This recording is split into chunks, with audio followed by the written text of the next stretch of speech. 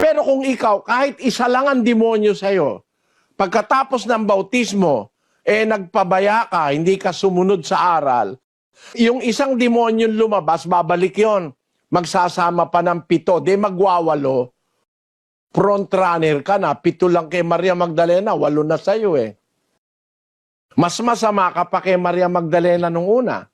Kaya, paano mo sasabihin ngayon sa akin na ang kaligtasan na hindi na naiwawala? Once saved, always saved. Osas.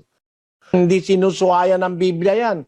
Ang eternal salvation ay para sa susunod.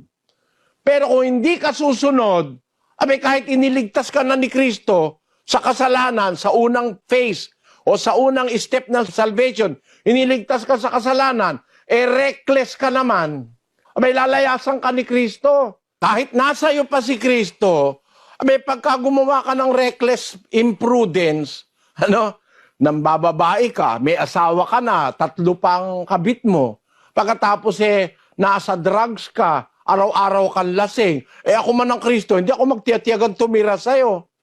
Sabi niya, nakasulat hindi nyo ba alam na si Jesucristo nasa inyo?